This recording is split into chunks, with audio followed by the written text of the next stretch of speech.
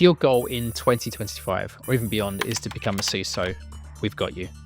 This video is the result of many conversations with CISOs, with the people that hire CISOs, with people in the industry, with real world examples, real life situations where we have seen success and learning from other situations. So if you hang around to the end of this video, you will get actionable advice and things that you can follow. Then if you do, and you're consistent with the efforts, should get you a lot closer to your goal. So welcome to your roadmap to becoming a CISO. First of all, it is important that you speak the language of leadership. Your security career, it's what's got you to where you are today. These probably aren't the skills that you're going to need in the future. The knowledge will always be there, but you're going to need to acquire a different type of skill set. And there's two things for me that really stand out. It's the ability to communicate and the ability to influence. If you cannot do those things, you will not be successful as a CISO. It is simple as that. But if you can communicate, you can influence others to make decisions, to get the budgets you're looking for, to make things happen. This is how you make an impact. Boards, CEOs, senior stakeholders, they care about risks. They care about business outcomes. This is where we need to leave our technical jargon behind and translate security into business value. So the key recommendation here is about tying cybersecurity strategies to return investment and risk reduction. Things that cybersecurity professionals may not normally think about, but ultimately those at the top, these are the things that they're thinking about, that they're doing, and that's how things get signed off, approved, and then people do the work for it. If you start thinking like this and talking about business value,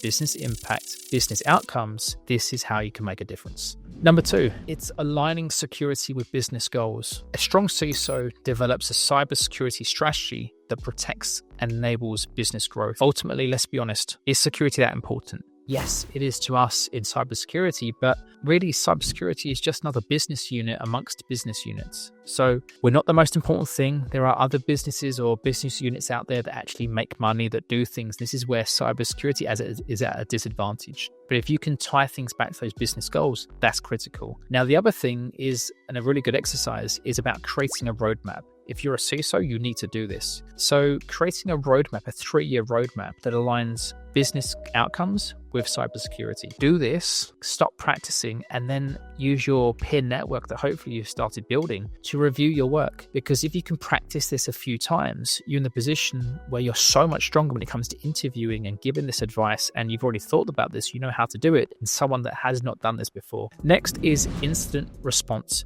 leadership. If you are coming from, let's say, a non-technical background, or you don't have exposure to incident response, how can you do this? It's going to be hard for you to be calm and have clarity during a breach if you've never been involved in an incident. So if it was myself, I would want to ultimately be in a position where I could run regular simulations to prepare the business and prepare the teams for high pressure situations. Next is focus on results, not noise. Leadership doesn't want technical jargon. They don't want to be overloaded with data. They want to make decisions. Again, your job is to influence. So highlighting key metrics that will help them make informed decisions. So this is where, again, most businesses these days, they've got much better at this in terms of having the dashboards. How do these dashboards relate to the business? So showing how security initiatives protect the business. If you do not have this understanding yet, then again, this is your obligation for yourself, is to understand how these things work. Whose responsibility is that today? Who understands these things across the different business units? Who can you get advice from to understand how this thing works? Next is making everyone part of the defense. Your team, your people are the first line of defense. I want to say your people, essentially, you work in a business, you're not a silo team.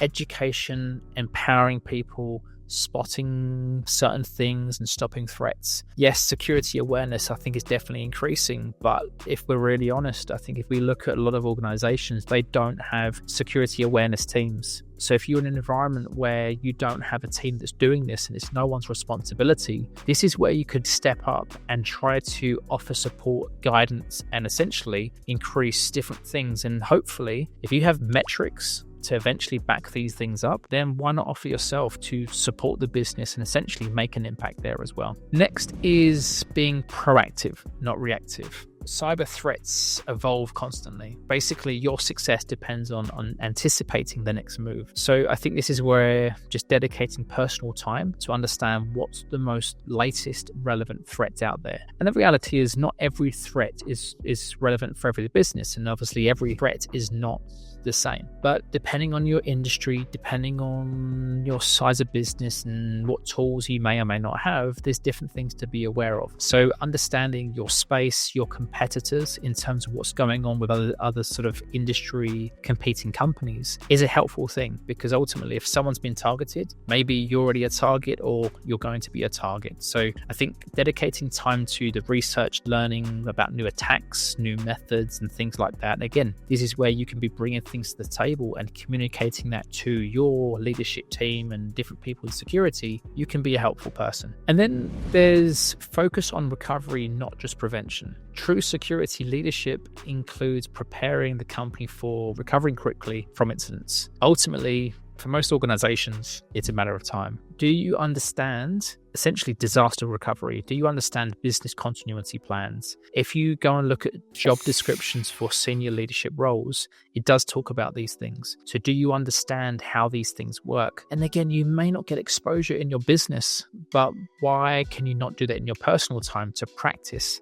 There's a lot of things that we can do without it being part of our job or officially part of our job, that we can sort of nominate ourselves, put ourselves forward and put up our hand to try and get more exposure across the business. And then I think this is really important. There's people through the industry, and I'm seeing this with even people with a year or two experience helping others. So it doesn't have to be just isolated to the really senior people, but it's about mentorship, mentoring the next generation. So this is in a wonderful industry that likes to give back. And if you can be one of those people, well, why not? When you're in a position to share knowledge, share advice, share insights, you can help others fast track their progress and sort of share or debunk some of these sort of myths and, quite frankly, misinformed things that are sometimes out there. Really, that's it. A number of key things I think to focus on. And again, there's always lots of skills to build on. But if you start understanding your skill gaps and what things you need to work on, now you're building basically your own career development plan. That's where the consistent effort of building things in work, outside of work as a collective help you become a lot closer towards achieving your goal, becoming a CISO. If that was helpful, let me know. If you've got any questions, let me know. Any feedback, let me know. We are building a community. The ideal situation here is we're building a community of the next generation of leadership people in cybersecurity. So on cybersec.careers, there's a network of people that we're trying to essentially help each other learn, share ideas, share questions, and give each other support. Ultimately, it's hard to do this alone. Doing it with other people, you can go faster and you can go further